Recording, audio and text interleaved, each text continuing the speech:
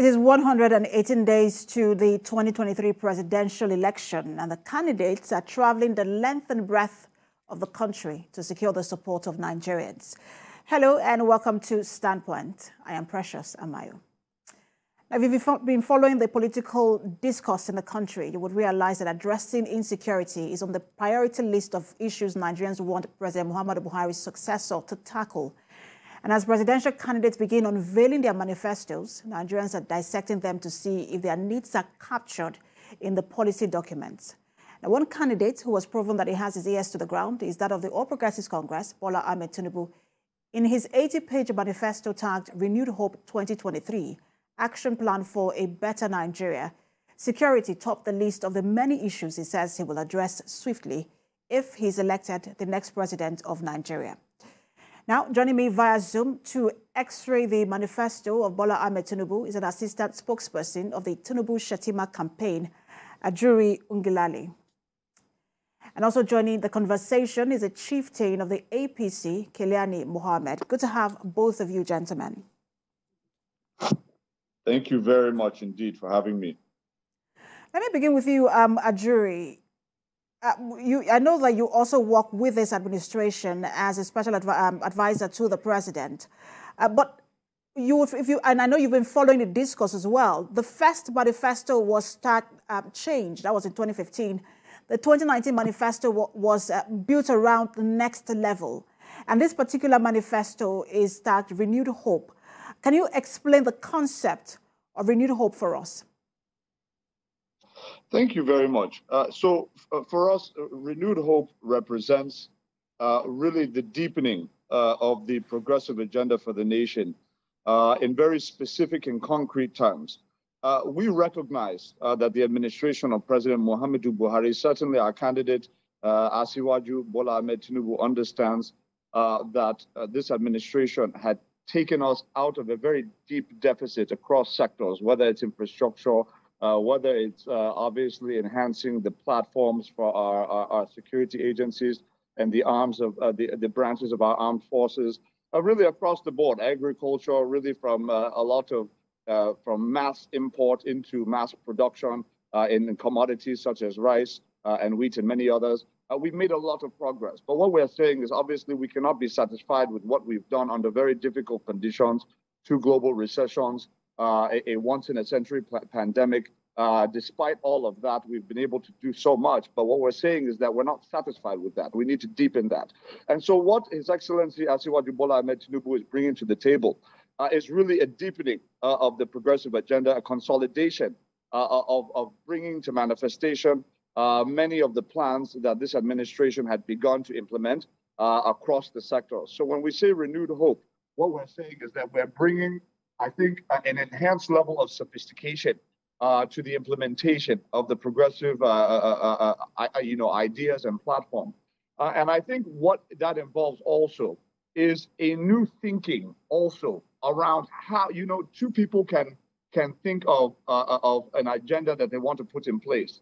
But 2 people may decide to implement them very differently. That one person may be more efficient than the other in terms of, I'm talking of actual officers of the federal government, not just the presidency, but officials across the government. How can we get in place top-level professionals, people who have a wide experience in the various sectors that they will be manning? That's going to be a major part of the Renewed Hope agenda.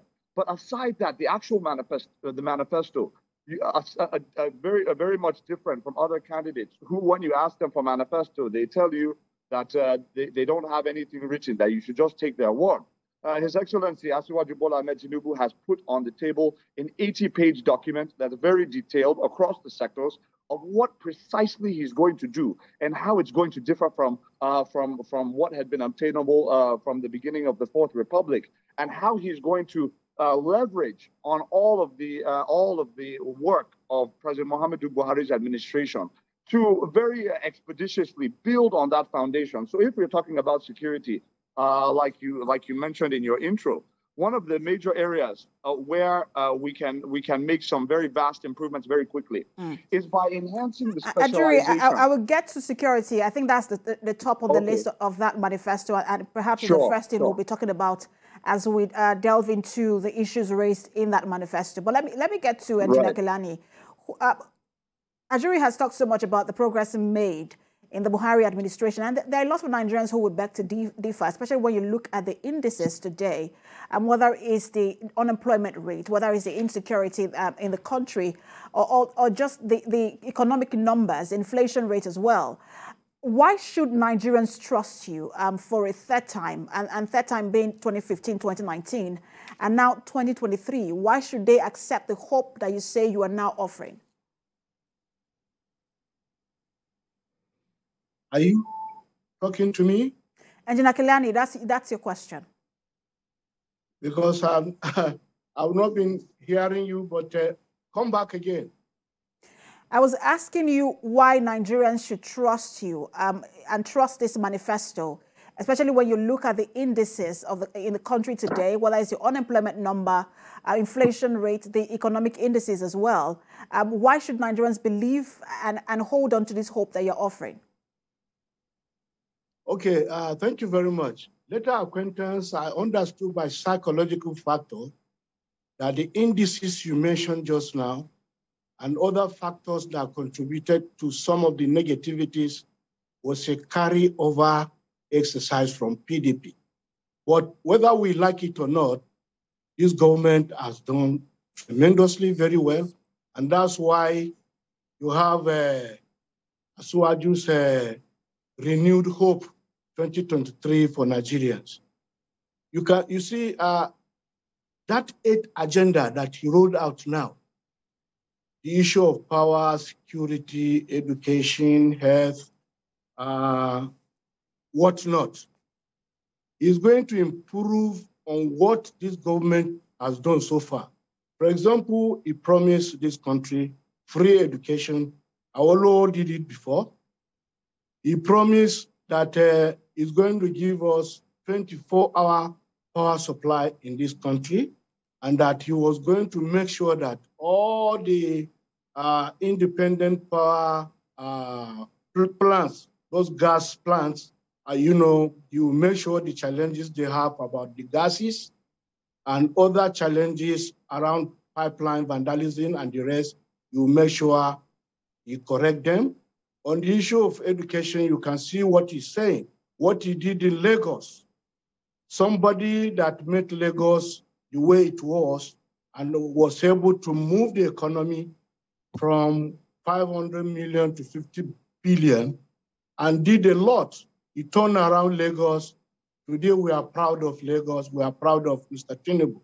And whether we like it or not, this government has performed. If you look at the issue of security now, which he said he was going to build upon, that he was going to make sure there is a battalion of military personnel and security agencies that will definitely be trained. They will be more sophisticated. They will have the military guardians and the intelligence that will make sure that we nip in the bud all the security issues that are bothering Nigeria today. So I think that very renewed hope agenda is going to be good for us. And that is why we, the Northerners today, you can see he was in Kano about just last week. And what happened, over 100 market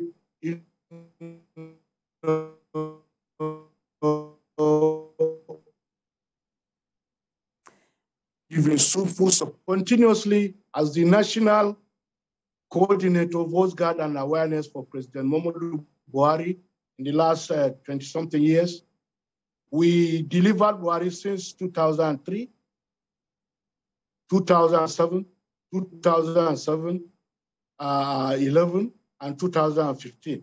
We have been giving those 12 million votes. Now, with the increment in the current, registration of new voters, we are going to give Mr. Tinubu in the North generally over 16 million votes.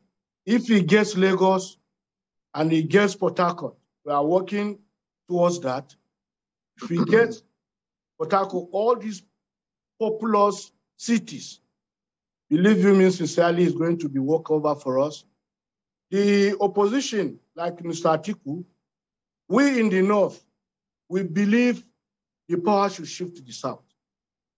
It's not in our constitution, definitely, but it was a gentleman agreement by the so-called PDP who introduced that very issue of rotation.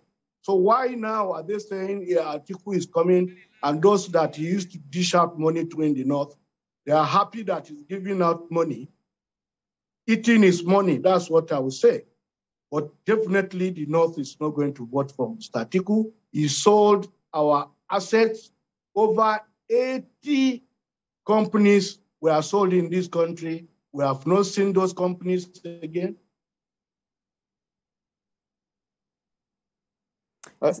I think no. Your network seems to be breaking, Ajuri Ngelale. We'll just give that a second while I turn the conversation over to Ajuri. Ajuri, I'm sure you've been following Ajuri Ngelale's line of thought, and he seems really optimistic about delivering about 16 million votes from the North for your presidential candidate. But a lot of people will say, look, the times have changed, things have changed. At that time in 2015, the campaign was against the current government, who at that time people felt wasn't delivering the dividends of democracy. And a lot of people said, look, there was corruption in that government. But you are now the government of the day. You are the governing party.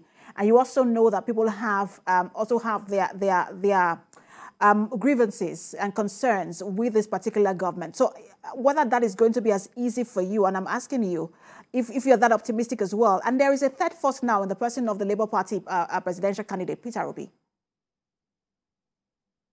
Thank you very much, my dear sister, for this question. Before I get to that, let me just follow up on what you had mentioned following my last submission.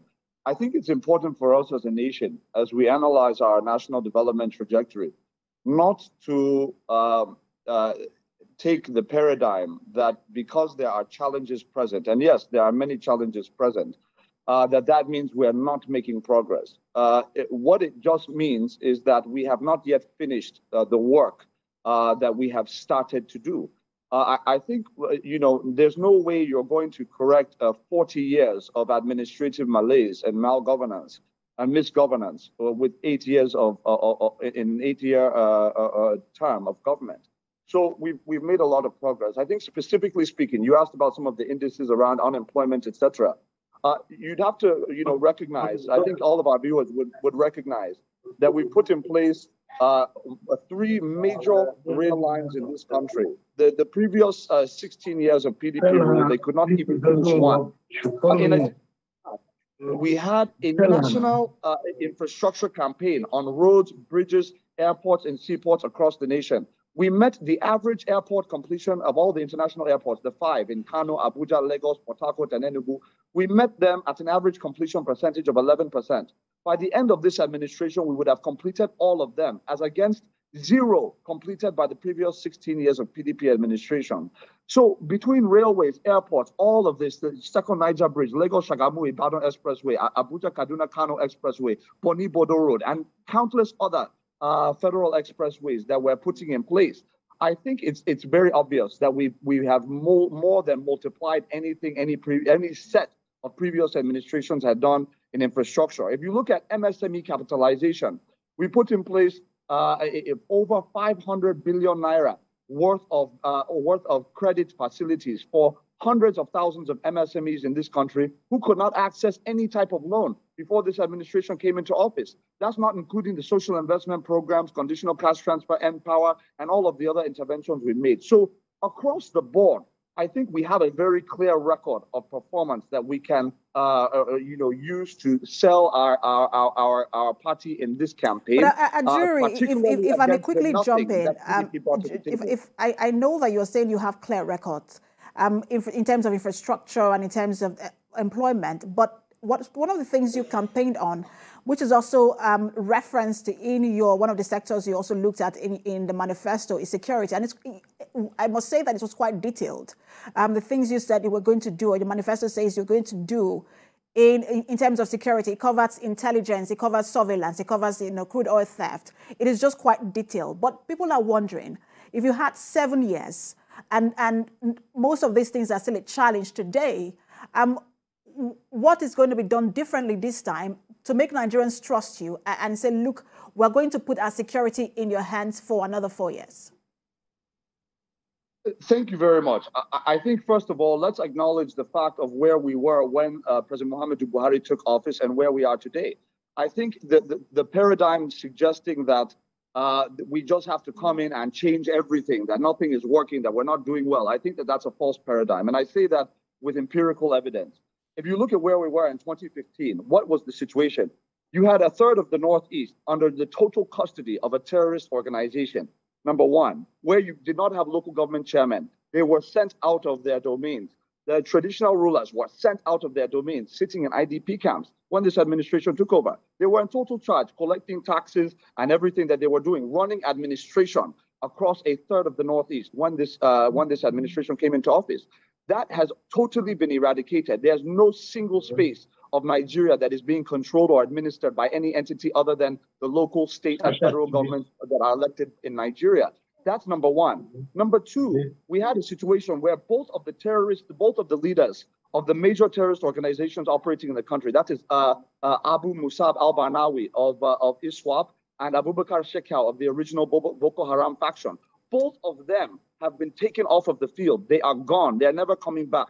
That was done under this administration. We have seen a total eradication of their power structures, the hierarchies of these terrorist organizations under this administration. In addition to that, we have been able to elevate the level of the amount of platforms available by not just by air, but by sea and by land. We have increased our domestic production of all sorts of military equipment, not just armored personnel carriers, not just these drones and light weapons, but also even things like our vests and all the things that we were wholly importing before, we're now producing it locally. So first of all, let's acknowledge the progress that has been made, number one, and then number two. Now we'll get to His Excellency Asiwaju Bola Ahmed Tinubu's campaign moving forward. What he's now providing is a consolidation on that positive foundation by saying, look, what we need to do now is increase the level of specialization within Nigeria's military to specifically deal with the specific threats that we are facing. We understand that what we have now is not just a national threat, but a regional threat. That if our neighbors are not doing their work effectively, it's going to impact our ability to also defend our country. So what we're doing now is we are going to, in the manifesto, you will see that he's offering to specialize a new battalion called the Anti-Terrorist Battalion that are trained specifically to deal with the terror threats that are evolving in their dynamism that we are facing currently in the country. That's number one. Number two, His Excellency Asiwaju Bola Ahmed Tinubu specifically recognizes the threat that is being faced in Nigeria's forests, where you have this kind of forest cover and conventional weapons and conventional means of military operation are have not been effective enough in dealing with the specific threats faced in our forests. He is now saying, look, we are going to, first of all, arm and train what we're going to have as a new set of forest rangers that are going to be specifically equipped and trained to deal with the unique challenges faced within Nigeria's forests as it relates to these terror threats that we're facing, so that we don't have a situation where we wait for these kinds of hostage-taking and kidnap scenarios to evolve before we now react. He's going to have a set of forest rangers whose sole responsibility is not to protect VIPs and all these other things, but they're going to be specifically dedicated to the ongoing surveillance of the forest so that we don't wait for these bad situations to happen, but they'll have an ongoing surveillance to make sure that there's not even a pocket or a space for these terrorists and bandits and the others to even be able to infiltrate the forest in the first place. So what we're talking about is a proactive means of securing the country and really evolving what President Muhammadu Buhari has been able to put in place. So I think we're able to do both. We leverage on President Muhammadu Buhari's achievements in security, which are tangible, right?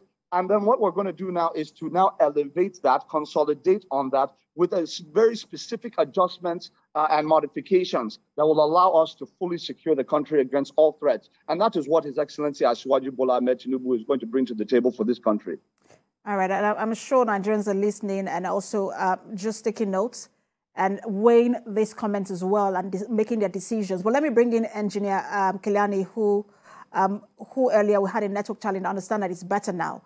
So let me ask you, because some of these challenges, we know that, again, it's just outright terrorism, but there's some of those challenges that came up because people were that they were feeling marginalized. For example, in the Southeast, we have challenges in the Southeast.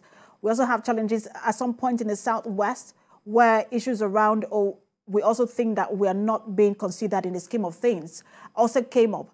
And so, but I'm not sure that manifesto captured it. I'm not sure yet, but let me ask you, Engineer Keliani, how does your presidential candidate and your party intend to deal with the feelings of ethnic division in the country and ensure that, you know, everyone is brought together and on the same page? And then the issue around marginalization are brought to a halt. Are you hearing me? Yes, I can hear you. See, if you look at the agenda that was rolled out by our next president, is intrinsically saying, or vividly, the way and manner he's going to tackle. If you check the way forward on the manifesto, you see he spoke about the rich and the poor, the educated and the uneducated. He spoke about the Christian and Muslim. He spoke about the vulnerable in the society. That was the forward. And what he was saying, he was going to harness our potentials, human and natural resources in this country, to make sure that all and sundry in this country get the goodies of democracy. So that one alone is something that we have to turn around and look at it critically to see how we can support him to become the president 2023. And let me tell you, all the people shouting on marginalizing, who is marginalizing who? A typical Northerner like me, I would say I'm marginalized. Marginalized in which sense? We kept telling those people who are saying they are marginalized, if they have any grievances, they should, route it to the National Assembly. They have leaders that they are elected. They have the Senate, they have the House of Reps members, they have the local government chairman, they have the governors. Let them sit down. These are our demands. They should route it properly to the National Assembly. Like me, I come from 3 states. I was born in Niger State, Power State. I am now based in Kaduna, and my forefathers were the founders of Abuja. I'm now in Abuja. But look at what is happening in Nigeria today. Whether we like it or not, let me speak about what Ngelale said about this security something. When this government came in, barely an army doesn't have boots, no uniform, nothing. This government, we have to give kudos to President Muhammad Buhari by providing all the necessary equipment, all the necessary gadgets, giving all the requirements of the military.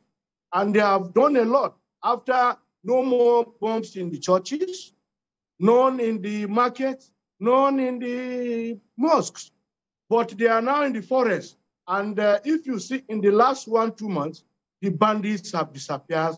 Some are now even, surrendering. I can now move from Abuja to Kaduna even in the middle of the night. I came in just about 2 days ago by road. And the Birnin-Gwari Kaduna that has been out of service in the last 2 years has been reopened. Go and find out. So the government has done well. And what Mr. Swaju is saying when he comes in is going to consolidate on what this government has done so far. But let me come in. You asked Ngelale about the third force, which he didn't answer you.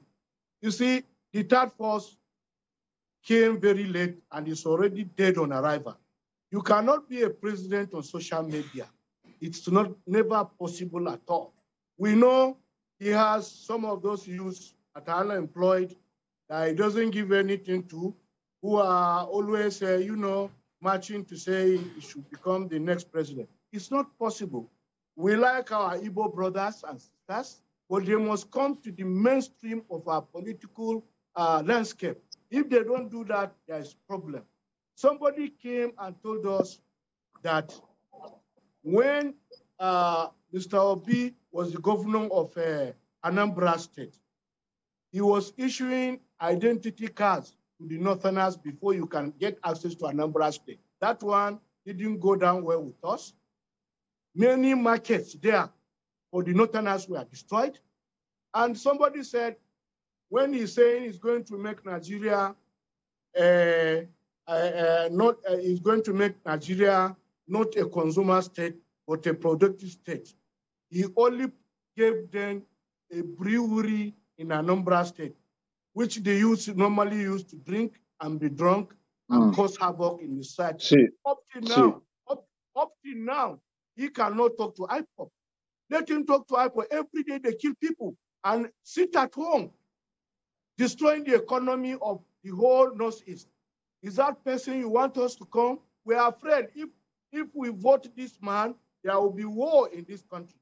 So what we are saying, the manifesto that was really, really, really brought to us by Asiwaju and Shettima, by the time it is implemented, Nigeria, the sky is going to be the limit. And if you see, free education, Awolowo did it. That was what... All right, Engineer Keliani, let me take the conversation to Ajuri. But let me just state here, before I take the conversation to Ajuri, that most of the things, because you said somebody came to tell you, so most of the things you said about Peter Obi, let me just say here that they are unverified speculations. Until we have proof of those kind of things, we try not to push them. But taking the conversation now to Ajuri, you've listened to Engineer Keliani. I was going to ask you about the deregulation, but first let me ask you about this before I get to deregulation with you.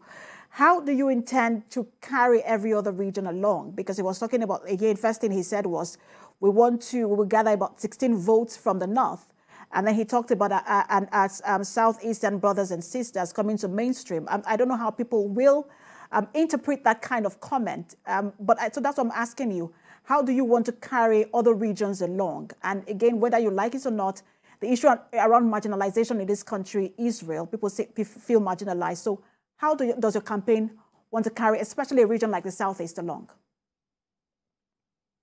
Very much, my dear sister. First of all, as I speak to you, of course, I'm speaking as the assistant spokesperson to the Asiwaju Bola Ahmed Tinubu and Senator Kashim Shettima Presidential Campaign Organization. And on behalf of the campaign, I would emphasize very clearly that the All Progressives Congress as a party and the candidates represented on its platform are absolutely determined and very much insistent upon the need for all ethnicities, all religions, and all diversities in this country to participate actively, not just in the campaign, but in the nation-building exercise that will follow this campaign once the All Progressive Congress is successful in the 2023 general election. With that said, I would disagree slightly with my brother that the Igbo people have not moved to the mainstream. In fact, I am predicting that the Southeast is going to vote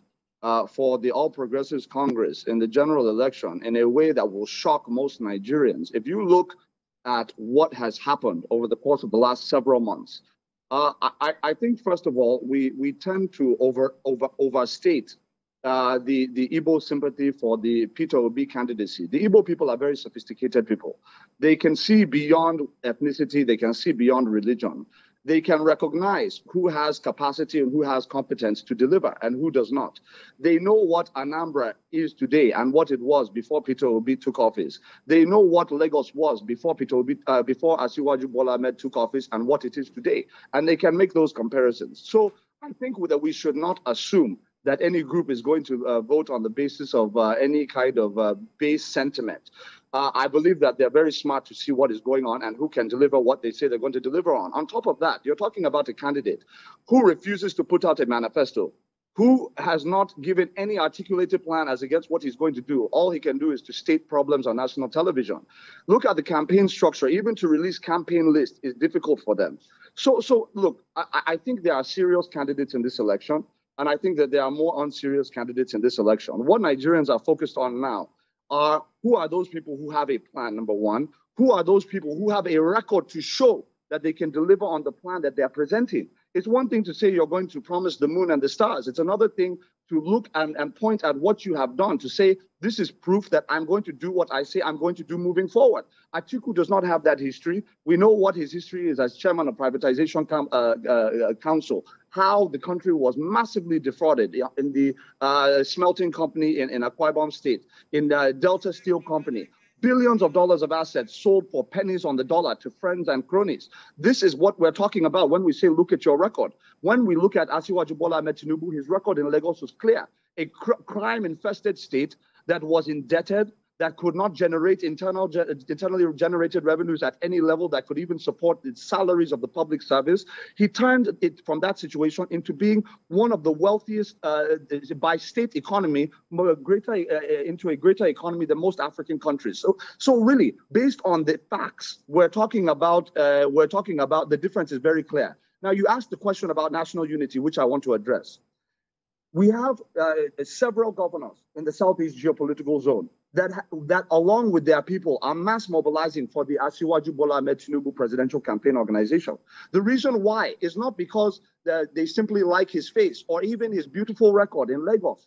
It is because they recognize that this is a man, even before it was fashionable to be bringing indigents of other states and other parts of the country to come and serve in the highest levels of the public service in Lagos. He was doing it. He was the originator of bringing people from Anambra, bringing people from the north, bringing people from the south, bringing people from the middle belt to come and serve in the state executive council that he superintended over as the governor of Lagos State. He was the originator of that. So who better to author the new era of national unity than such a leader as that?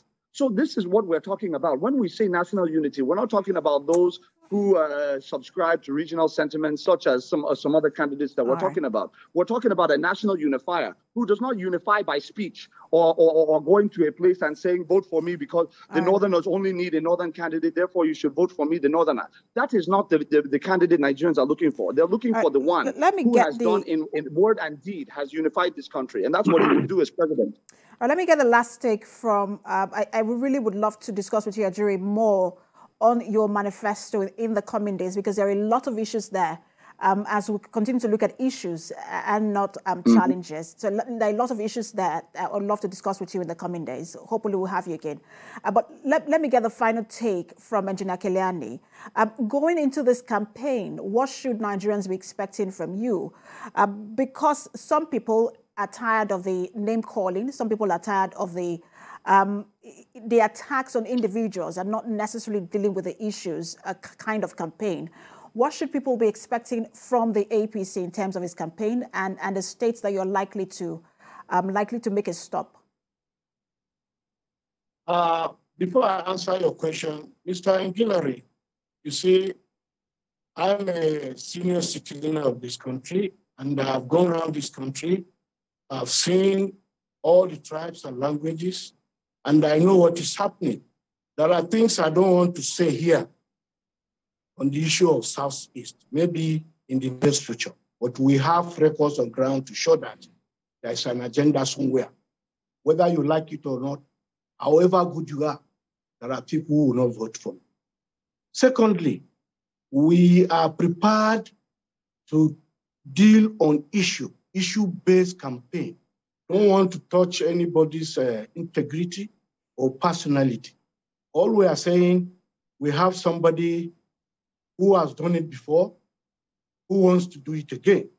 And believe me sincerely, as I mentioned earlier, those 60 million votes, we have what it takes, over 10,000 youth and women groups that we've been rubbing minds with, and how we did it before, we are going to do it again. On the issue of national unity, all we need to do, despite our differences, whether you are from Ngelare's hometown where you are from, where you are a TV man, whether Hausa or Yoruba, this country belongs to all of us.